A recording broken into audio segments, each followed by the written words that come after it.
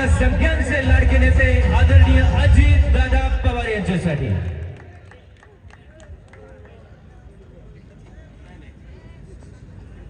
अच्छा, खरं तर नेहमी प्रथेप्रमाणे सांगता सभा एक दिवस आधी होत असते, परंतु यावेळेस पहिल्यांदाच उद्यापर्यंत प्रचाराची सभा चालणार आहे महाराष्ट्रामध्ये, जिथं जिथं 20 तारखेला मतदान आहे. पण मी आपल्या सगळ्या सहकारी मित्रांना सांगितलं की तुम्ही आजच घ्या, कारण उद्याच्या सभा ऐकण्याच्या मनस्थितीत मतदार नसतात अनेक जण. त्याच्यामुळं मला ते सांगायचं ते मी आज सांगतो, कारण उद्या तुम्हाला विचार करावा लागेल ना. आता कोण एवढं सगळ्यांचं ऐकलं, कुणाला आता बटन दाबायचं, तो विचार करायला मी उद्याचा दिवस तुम्हाला ठेवलेला, म्हणून मी आज सभा घेतो. मित्रांनो, आपल्या बारामती नगरपालिकेची सूत्र उद्याच्या 5 वर्षाच्या करता कोणाच्या हातामध्ये द्यायची हा निर्णय माझ्या बारामतीकरांना घ्यायचा. आणि हा निर्णय घेत असताना आपल्याला सगळ्यांना माहिती आहे की आजच्या सभेला उपस्थित असणारे आपले पुरुषोत्तम दादा जगताप, तसंच जय पाटील, अनिता गायकवाड, पृथ्वीराज बापू जाचक, संभाजी होळकर, इम्तियाज शिकिलकर, योगेश जगताप, नितीन शेंडे, किरण गुजर, प्रकाश चव्हाण, जगदीश पंजाबी, अनेक सहकारी आहेत. सर्व राष्ट्रवादी काँग्रेस पक्षाने उभे केलेले सन्माननीय उमेदवार, सर्व माझे जीवाभावाचे कार्यकर्ते, सर्व माझे बारामतीकर, माझ्या लाडक्या बहिणी, सर्व माझे पत्रकार मित्र, बंधू भगिनींनो आणि माझ्या तरुण मित्रांनो, यावेळेस पहिल्यांदाच एकदा असंच झालेलं होतं, मला साल आठवत नाही, परंतु त्यावेळेस पण नाही 91ला मी तुमचा सगळ्यांचा खासदारकीचा उमेदवार या नात्याने उभा राहिलो होतो. आदरणीय पवारसाहेबांनी, स्वर्गीय राजीव गांधींनी मला उमेदवारी दिली होती, तुम्ही सगळ्यांनी मला आशीर्वाद दिले. आणि त्यावेळेस अशी काही घटना घडली देशामध्ये की राजूजी आपल्यातनं निघून गेले आणि त्याच्यामुळे 1 महिना निवडणुका पुढे गेल्या. 1 महिना, मे महिन्याचा काळ होता आणि नंतर मतदान झालं, काहीच आधी झालं, काहीच नंतर झालं. त्यावेळेस मला वाटतं 288 नगरपंचायत, नगरपरिषद आणि नगरपालिकेच्या निवडणुका होत्या महाराष्ट्रामध्ये, चांद्यापासून बांद्यापर्यंत. परंतु ह्या निवडणुका होत असताना काहींचं मतदान झालं, काही जण कोर्टात गेल्यामुळं, कोर्टाने त्याच्याबद्दलचा निर्णय दिल्यामुळं ते मतदान आता उद्याच्या 20 तारखेला होणार आहे. आणि नंतर माझ्या माहितीप्रमाणे मागच्या आणि झालेल्या निवडणुका आणि 18 दिवस पुढं गेलेल्या निवडणुका, त्याचं सगळ्याचं मतमोजणी 21 तारखेला होणार आहे. अशा पद्धतीनं ही सगळी परिस्थिती आहे. एकंदरीतच मला आपल्याला सगळ्यांना सांगायचं आहे की मी नेहमी महाराष्ट्रामध्ये फिरत असताना सांगत असतो की बाबांनो, मी शिवशाहू फुले आंबेडकरांच्या विचारधारेने पुढं जाणारा एक कार्यकर्ता आहे. आम्ही सगळेजण राष्ट्रवादी काँग्रेस पक्षामध्ये काम करतोय. त्या पक्षाची भूमिका देखील तीच आहे. पक्षाची ज्यावेळेस आदरणीय पवारसाहेबांनी स्थापना केली 10 जून 1999ला आहे, त्याही वेळेस सगळ्या दिग्गजांनी हाच विचार आणि ही भूमिका सर्वांच्या समोर मांडली. आणि त्याच्यानंतर गेले 26 वर्ष कसे चढ उतार आले त्याचे आपण सगळेजण साक्षीदार आहोत.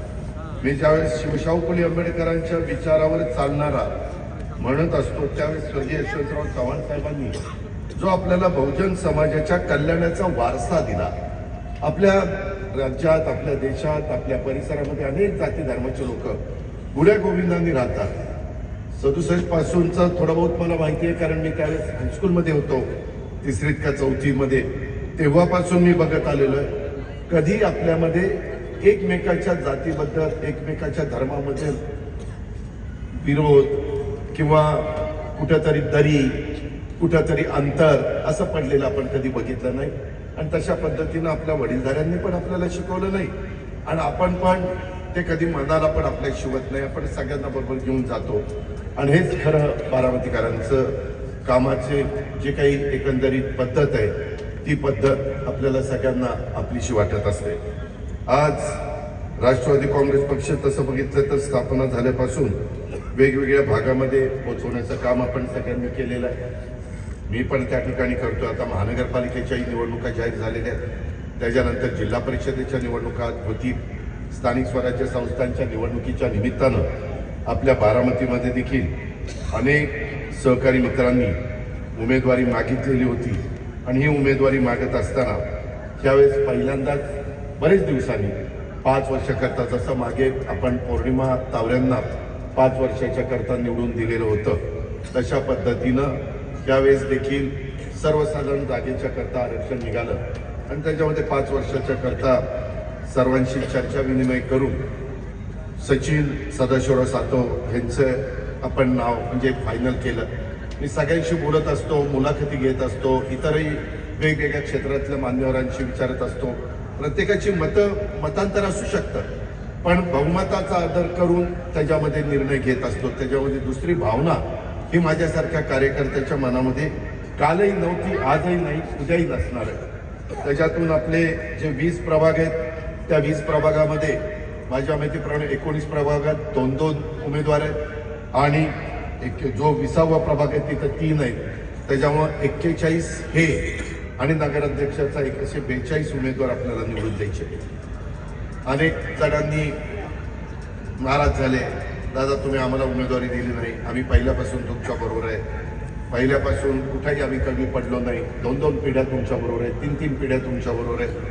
परंतु मित्रांनो, जागा मर्यादित असताना मलाही वाटतं की कार्यकर्त्यांना अनेकांना संधी देता आली पाहिजे, वेगवेगळ्या घटकाला संधी देता आली पाहिजे, वेगवेगळ्या वयोगटातल्या माझ्या सहकाऱ्यांना संधी देता आली पाहिजे आणि त्याच्यातून आपण देखील मला प्रतिसाद दिला. 8 जागा बिनविरोध आल्या आणि त्याच्याबद्दल ज्यांनी उमेदवारी मागे घेतली त्या सर्व मान्यवरांना, सर्व माझ्या सहकाऱ्यांना, ज्यांनी ह्या 8 नगरसेवकांना बिनविरोध आणण्याच्या करता प्रयत्न केले, त्या सर्वांना मी मनापासून धन्यवाद देतो. ज्यांनी उमेदवारी अर्ज मागे घेतले त्यांनाही मी मनापासून धन्यवाद देतो, त्यांचे मनापासून आभार मानतो.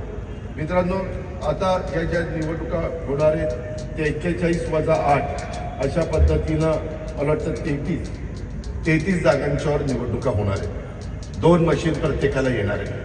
पहिल्या मशीनमध्ये नगराध्यक्ष पदाचे उमेदवार आहेत, त्याच्यामध्ये सचिनच्या नावाच्या पुढं आपल्याला बटन दाबायचं आहे घड्याळाच्या तिथलं, आणि बाकीच्या ठिकाणी दुसरं मशीन येणार आहे.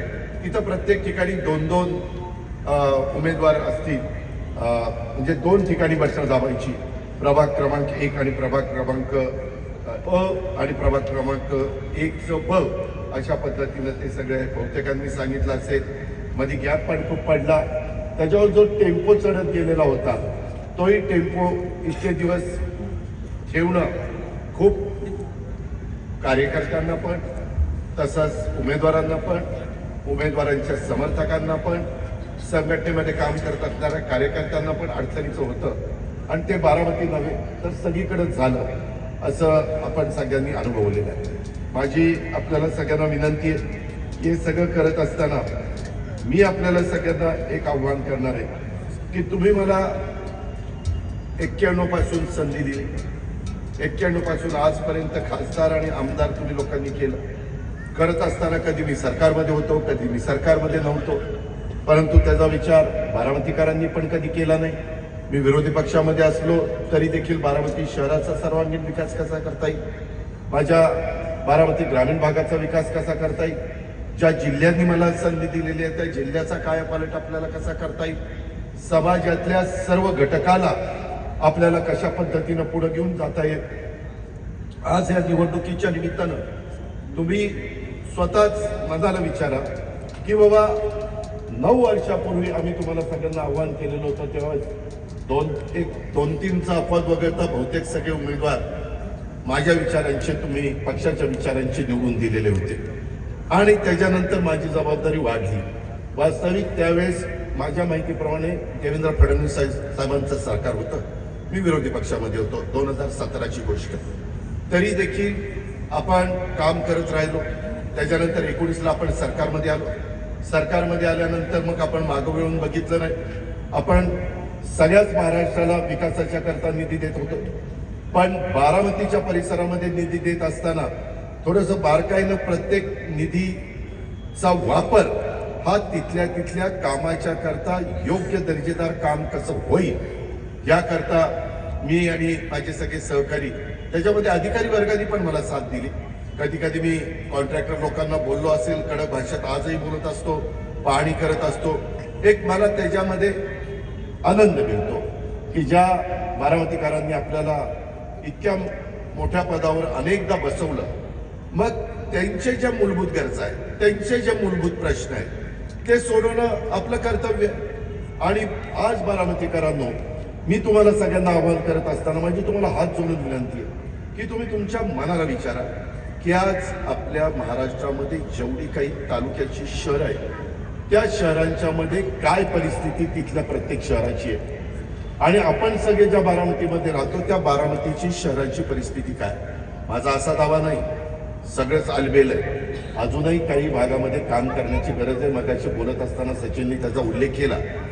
अजूनही काही ठिकाणी माझा गरीब वर्ग हा चांगल्या घरामध्ये जो राहायला पाहिजे, मग पंतप्रधान आवास योजना असेल किंवा इकॉनॉमी विकर सेक्शनच्या करता EWS त्याला आपण म्हणतो, त्याच्याबद्दल घरबांधणीचा कार्यक्रम असेल, त्याच्याकरता आम्ही नॉर्म्स बदललेले. त्याकरता जो भूमिहीन आहे त्याला सरकारची जमीन कशी उपलब्ध करून देता येईल, तिथं आपल्याला व्हर्टिकल कसं जाता येईल, म्हणजे उंच इमारत कशी बांधता येईल, याही पद्धतीचा प्रयत्न आपला चाललेला. मला अनेक आमराईकर भेटले तेव्हाही मी त्यांना म्हणालो, मी काय बोलतो की ज्यावेळेस बारामतीकर अनेक लोक वेगवेगळ्या मीडियाच्या सहकार्यांना सांगायचे, नाही बाबा आम्ही अजित पवार ज्यांना उमेदवारी देतील त्यांचं बटन दाबणार आहे, त्यावेळेस माझे जे विरोधक आहेत त्यांचं ते काम आहे की चला आम्ही अमराईत दाखवतो. मग त्या अमराईतल्या गल्ली बोळात न्यायचं. बघा, ही बारामती आणि ती बारामती फरक आहे का नाही? मी आहे ना, मी कुठं नाही म्हणतो, परंतु ते गल्ली बोळ दूर करण्याची ताकद त्या अजित पवारांच्याकडे, दुसरा कोणाचा घास नाही. पण त्यावेळेस तिथल्याही स्थानिकांनी मला मदत केली पाहिजे ना. जर तिथं असणारं, मला वाटतं प्रतिभा नगरला लागून असणारं कुठलं नगर आहे? चंद्रमणी नगर. त्याच्यानंतर अमराई, जिथं मी अनेकदा वेगवेगळ्या पद्धतीचे खेळ खेळलो, ते सगळं पटांगण होतं. आपली जी सार्वजनिक विहीर आहे तिथला सगळा तो परिसर, या सगळ्या परिसरात किंवा आमचा मांगारुडी समाज राहतो तिथली एक सोसायटी, त्याच्यात पण आता इतक्या गोष्टी पुढे आलेल्या आहेत. मी आज तुम्हाला सगळ्यांना आवाहन करतो, जसं डॉक्टर बाबासाहेब आंबेडकर वसाहत ही एकेकाळी अक्षरशः अजीर्ण झाली होती, जीर्ण झालेली होती, कधी पडेल हे सांगता येत नव्हतं, इतकी जीर्ण झाली होती. परंतु ती आपण किती चांगल्या पद्धतीनं बांधली. तशाच पद्धतीचं अनुकरण आपल्याला करायचं, परंतु टाळी एका हाताने वाजत नाही, त्याच्यात कुणी राजकारण आणू नये. मी पुढाकार घ्यायला तयार आहे, तुम्ही तिथं प्रतिसाद दिला पाहिजे. ज्यांच्या ऐकण्यामध्ये ती लोक आहेत त्याच्यामध्ये कारण नसताना हे क्रेडिट अमक्याला जाईल आणि क्रेडिट तमक्याला जाईल हा विचार करू नका. ह्याच्यातून तिथं राहणाऱ्या गरीब माणसाला त्याचं कुटुंब व्यवस्थितपणे त्या घराचा फायदा घेऊन त्याचा संसार मार्गी लागेल, त्यांची मुलं बाळ चांगल्या पद्धतीने शिकतील, ही आपल्यासारख्याची भूमिका आहे. आणि म्हणून अनेक प्रकारच्या गोष्टी या बारामतीच्या परिसरामध्ये करण्याचा प्रयत्न मी आणि माझे सगळे सहकारी, हे एकट्या दुकट्याचं काम नाही, त्याला सवंगडी पण असावे लागतात. मी उद्याच्याला बघत असताना सांगितलं, ह्याची नोंद करून घ्या, पुढच्या ट्रिपला मी आल्यानंतर ज्यावेळेस मी राऊंडला येईल त्यावेळेस हे गोष्टी मला तिथे दिसल्या पाहिजे, हे मी सतत सांगत असतो. आज तुम्हाला जर इथून आपला तिरंगा सर्कल तिथपासून आता डायनॅमिक्स पर्यंत हा संपूर्ण रस्ता, आता आपल्या विद्या कॉर्नर चौक ते आता डायनॅमिक्सच्या पर्यंतचा रस्त्याचं पण काम दिलेलं आहे, तो पण 4 लेन होणार आहे. मित्रांनो विचार करा, मी भिगवण रोड हा नंतर पुन्हा तिकडं सर्व्हिस रोड आणि इकडं सर्व्हिस रोड केले, मला बारामतीकरांनी साथ दिली. परंतु ते करत असताना ते जर आज केलं नसतं तर काय अवस्था भिगवण रोडची झाली असते? तुम्हीच तुमच्या मनाला विचार. आपण डेव्हलपमेंट केली परंतु पार्किंगची पण व्यवस्था केली. आज मी जाता येता बघतो, कधी रात्री आलो, अपरात्री आलो, आत्ता पण माझे जरा काही काम होतं, विद्या प्रतिष्ठानमध्ये होतं, माझ्या कृषी मूल शिक्षण संस्थेमध्ये होतं, आणि ते सगळं करून मला ज्यावेळेस निरोप आला की या सभेला, त्यावेळेस मी येताना कुठं काही झाड खराब झालंय का, कुठं काही झालंय का, सतत लक्ष द्यावं लागतं. मित्रांनो, तुमचं स्वतःचं घर असेल तर घरामध्ये 4 कुंड्या असल्या तरी वेळच्या वेळेला पाणी घालावं लागतं, त्यावेळेस त्या कुंड्या चांगल्या राहत आहेत. हे तर अख्ख्या बारामतीच्या संदर्भामध्ये कुठं टँकर लावा. आता मी एन्व्हायरमेंट फोरमचं मला वाटतं 20,000 लिटरचा टँकर परवा मी पाठवला की बाबा ठीक आहे तुम्हीच मला मोठं केलं. आज मी कुणाला शब्द टाकल्यानंतर ते मला CSRचा निधी त्या ठिकाणी देतात आणि त्याच्यातनं काम होतं. आता बघा टप्पा 1 बजेट INR साधारण 23 कोटी 29 लाखाचं centre for creative learning phase 1चं आपण युनिट आपली तांदूळवाडीला जवळपास 12 एकर जागेमध्ये इतकं चांगल्या पद्धतीचं सेंटर आपण त्या ठिकाणी उभं करतोय. आणि ते सेंटर उभं राहिल्यानंतर तुमच्या सगळ्यांच्या लक्षामध्ये येईल किंवा इथं काय झालेलं आहे. हे एकाच भागात आपल्याला करायचं नाही, अनेक भागामध्ये वेगवेगळ्या पद्धतीची ही सेंटर करण्याचा प्रयत्न आपण सगळेजण मिळून त्या बाबतीमध्ये करतोय. आता कधी कधी काही जण असाही प्रचार करतात, आता आपला सिनेमा रोड त्याचं काहीतरी करार होता तो संपला, ते अजून लोक तीच राहतात. परंतु त्याच्यामध्ये असं बोललं जातं अजित पवार यांना काढूनच टाकणार आहे, आता इथं मी अमकच करणार आहे. मित्रांनो, गेले 91 पासून आजपर्यंत अनेक ठिकाणी सुधारणा करत असताना रस्ते रुंद केले असतील, कधी रस्त्यावरची घरं काढण्याचा प्रसंग आला तर त्यांना वाऱ्यावर सोडलं नाही, त्यांना पक्क चांगलं घर बांधून दिलं. हे पण तुम्ही अनेक जणांना विचारा, त्याची व्यवस्था चांगल्या पद्धतीने केली. त्याच्यामुळं मलाही कळतं. पण बारामती ज्या पद्धतीनं वाढतीये, ज्या पद्धतीनं वाहनांची संख्या वाढते, इथं ज्यांच्या कारचे त्यांच्याकडे एजन्सीज आहेत, तुमची आपली मारुती असेल, आपली टोयोटा असेल, आपल्या इतर काही गाड्या हुंदाई वगैरे इतर गाड्या असतील, महिंद्रा असेल, ट्रॅक्टर असतील, दररोज कितीतरी माझे बारामतीकर किंवा आजूबाजूचे लोक वाहनं घेत असतात. त्याला रस्ते तर करावे लागतील, त्याला रस्ते तर रुंद करावे लागतील. वाहनांची संख्या वाढल्यानंतर आता तुम्ही बघत असाल, आपण तिथं एक 9-10 कोटी रुपयाचं बीज उन्नत केंद्राच्या तिथं उद्यान करतोय. जरा उशीर झालाय त्याला, परंतु ते आता मला इलेक्शनच्या आधी पूर्ण करायचं होतं पण नाही जमलं. पण करीन, इलेक्शन संपल्या का होईना करीन. तिथं दोन्ही बाजूला सर्व्हिस रोड आपल्याला करायचे, त्या सर्व्हिस रोडचं पण काम सुरू केलंय. परंतु काही जेवढी जागा आपल्या हातात आहे तिथं सर्व्हिस रोड करता येतं, पण जिथं जागा नाही तिथं सर्व्हिस रोड नाही करता येत. ही आपली अडचण आहे. या प्रकारे म्हणूनच मधल्या काळात पालखी मार्ग बाहेरनं आपण नेला आणि त्याच्यातनं थोडंसं ट्रॅफिक तिकडनं आपण बाहेर काढलं. अनेक प्रकारच्या 4 लेन त्या ठिकाणी केलेले. आणि म्हणून बारामतीकरांनो, माझी आपल्याला सगळ्यांना विनंती आहे की या सगळ्या गोष्टी करत असताना ह्याच्यातून निवडणूक जवळ आली की काही जण काय त्यांच्या अंगात येतं. लोकशाही पद्धतीने, संविधानाने, घटनेने, डॉक्टर बाबासाहेब आंबेडकरांनी त्यांना उभं राहण्याचा अधिकार दिला. अरे पण 5 वर्ष तुम्ही कुठं असता? तुम्ही कुणाचं काही अडीअडचणी समजून घेतल्यात? तुम्ही एकदम निवडणुका लागल्यानंतर येता आणि पुन्हा टीका टिप्पणी करत बसता. त्याच्यात मला निवडणुका संपल्यावर सांगा ना, मी तुमचा लोकप्रतिनिधी, अजित पवार इथे हे सार्वजनिक गोष्ट आहे ही आम्हाला करून दे. आता काही ठिकाणी आपल्याला ऍक्सिडेंट होऊ नये, अपघात होऊ नये, प्रत्येकाचं एकंदरीत जाणं येणं सुरक्षित व्हावं याकरता काही ठिकाणी मला डिवायडर टाकावं लागतात. तिथं पण नाराजी, तिथं डिवायडर कशाला टाकलं? अरे बाबांनो, पूर्वीची बारामती आताची बारामतीमध्ये जमीन आसमानाचा फरक पडला आहे. 67ला ज्यावेळेस बारामती पवारसाहेब प्रतिनिधित्व करत होते त्यावेळेस बारामतीचे मतदार 17,000 होते. आता 7 पट वाढलेले. आता 1,02,000 झालेले. आता 7 पट ज्यावेळेस बारामतीकर वाढतात त्यावेळेस त्या पद्धतीनं मला रस्ते आणि इतर गोष्टी कराव्या लागतील ना. CCTV कॅमेरे असतील किंवा सिग्नल असतील किंवा काही ठिकाणी स्पीड ब्रेकर असतील, या गोष्टी कराव्याच लागतात. नाही केल्या तरी पण परत म्हणत ह्याला इतक्यादा निवडून देते, ह्याचं काही लक्षच नाही. म्हणजे दोन्हीकडनं टीका करणारे टीका करू शकतात. या गोष्टीचा विचार तरुण बारामतीकरांनी, माझ्या मधल्या वयातल्या बारामतीकरांनी, वडीलधाऱ्यांनी केला पाहिजे. मी सातत्याने आज प्रचंड, म्हणजे मला भाषणात सांगता येणार नाही, कारण काय होतं ते सगळं मीडिया सगळ्या महाराष्ट्रात दाखवतं आणि मग ते बाकीचे म्हणतात अरे बापरे इथं एवढं यांनी केलं, मग ते आमचं काय.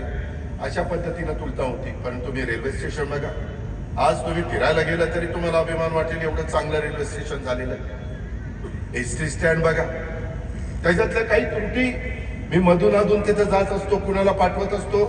माझं तुम्हाला सांगणे की काही त्रुटी असल्या तर मी इथं स्टाफ ठेवलेला आहे, त्यांना सांगा, त्यांना ताकीद केलेली आहे की असं काही कानावर आलं तरी ताबडतोब दुरुस्त करायचं. आता माझ्याबरोबर मंदार शिक्षण उद्धव गावडे आम्ही ती पाहणी करायला गेलेलो होतो नक्षत्र उद्यानमध्ये. आपण तिथं खूप चांगल्या पद्धतीनं एक सेंटर उभं केलेलं आहे आणि ते सगळी पाहणी करत असताना तिथं मला वाटतं बांदलकर काम आहे ना का बागलकडे ते 4 दगडं पडलेली आहेत आपली बसतात ना कॉर्नरची. मी लगेच त्याला फोन करून सांगितलं की 4 दगडं बसव. कोण सांगते की याला दगडं बसवून खालाना बसव.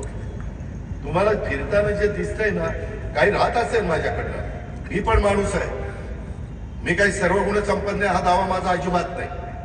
पण माझा हा दावा आहे, मी जेवढं बारकाईनं बारामतीकरांच्या करता ह्या सगळ्या छोट्या मोठ्या गोष्टी बघत असतो तेवढा कुणीही मायेचा लाल एवढं बघू शकत नाही. हा माझा दावा आहे. मी अभिमानाने सांगेन, मी ह्याच्यात कधी आळस केला नाही, कधी मी त्याच्यामध्ये कुठली कमतरता भासू दिली नाही.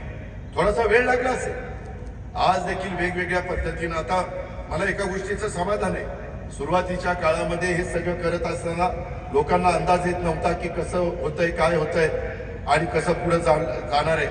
आणि नंतर जसं जसं चित्र पलटत गेलं, पहिल्यांदा आम्ही विद्या कॉर्नर टू आमचा गदिमा तो रस्ता केला.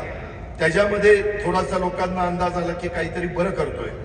त्याच्यामध्ये जरा म्युझिक सकाळचं लावायला सुरुवात केली. एक तर बहादर आला, दादा हे म्युझिकने मला त्रास होतोय. आता म्हणलं ही पहिलाच मला जन्माला आला, ही म्युझिकने त्रास होतोय. सकाळी चांगलं काही कानावर आलं, पक्ष्यांचा किलबिलाट कानावर आला, चांगले म्युझिक, चांगले विचार चांगले आले, चांगले अभंग कानावर आले तर बरं वाटतं. पण असे पण काही लोक असतात, ठीक आहे, जेवढ्या व्यक्ती तेवढे त्यांचे वेगवेगळे विचार असू शकतात, त्याहीबद्दल मला काही म्हणायचं नाही. परंतु मी नेहमी बहुसंख्य लोकांचा आदर करतो आणि नंतर या गोष्टी केल्या.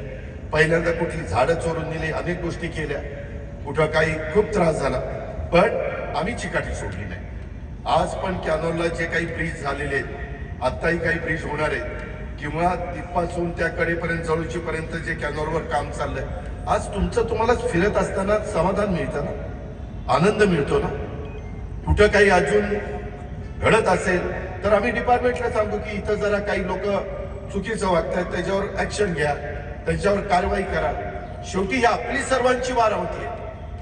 आज हे बाकीचे समोरचे टीका टिप्पणी करून वेगवेगळ्या पद्धतीनं माझ्या विधानसभेच्या निवडणुकीच्या निमित्तानं पण अनेक प्रकारची नावं ठेवून त्यामध्ये बदनामी करण्याचा प्रयत्न केला. पण माझा एवढाच प्रयत्न आहे की इथं गरीबाला देखील दिवसभर काम, त्याने विक्रीचं, भाजी विक्रीचं किंवा फळ विक्रीचं काम केल्यानंतर त्याची संध्याकाळी चूल पेटली पाहिजे. अशाही लोकांना समाधान वाटलं पाहिजे की बारामतीकर माझाही विचार करतात. या पद्धतीनं आपल्याला पुढे जायचं आहे आणि त्याकरता तुमचे आशीर्वाद मला उद्याच्या 20 तारखेला पाहिजे. त्याकरता हे जे काही 41 उमेदवार दिलेले आहेत, त्याच्यातले 8 बिनविरोध सोडले तर 33 उमेदवार आहेत. त्या 33 उमेदवारांच्याकडं तुम्ही बघू नका, तुम्ही माझ्याकडे बघा. या बाकीच्या 41 लोकांकडे कसं काम करून घ्यायचं ती जबाबदारी माझी. त्याच्यामध्ये आत्ताही फिरत असताना वेगवेगळ्या भागामध्ये मला चिठ्ठी आल्या की दादा या भागामध्ये ही अडचण आहे, दादा त्या भागामध्ये ती अडचण आहे. सोडू ना, कुठं स्मशानभूमीची अडचण असेल, कुठं दफनभूमीची अडचण असेल, कुठं उद्यानाची अडचण असेल, कुठं भाजी मंडईची अडचण असेल, कुठं आणखीन हॉकर झोन करण्याच्या संदर्भातले प्रश्न असतील, कुठं पार्किंगची समस्या असेल, करू दा. ते करण्याची क्षमता ही आम्ही उभ्या केलेल्या उमेदवारांच्या मध्ये का, तर मी त्यांच्या पाठीशी. आज मी सरकारमध्ये असताना मी मागे बारामतीकरांना तुम्हाला सांगितलं, आपलं बजेट आहे अवघं 40-45 कोटीचं वर्षाचं. 40-45 कोटीमध्ये काही काम होऊ शकत नाही. आता 40-45 कोटी म्हणजे 41 लोकांना 1-1 कोटी रुपये विकास कामाला. त्याच्यात पण बाकीचा खर्च तर झाडलो मिटलं बाजूलाच राहील. हे असं सगळं गणित आहे. त्यावेळेस मला केंद्राकडनं, आज नाही म्हणलं तरी पंतप्रधानांची माझी ओळख आहे, तुमच्यामुळे आज माझी अमित शहा साहेबांच्या बरोबर ओळख आहे, नड्डा साहेबांच्या बरोबर आहे, गडकरी साहेबांच्या बरोबर आहे, शिवराज चव्हाण साहेबांच्या बरोबर, अनेकांच्या बरोबर आहे. त्याचा फायदा आपण घेऊ.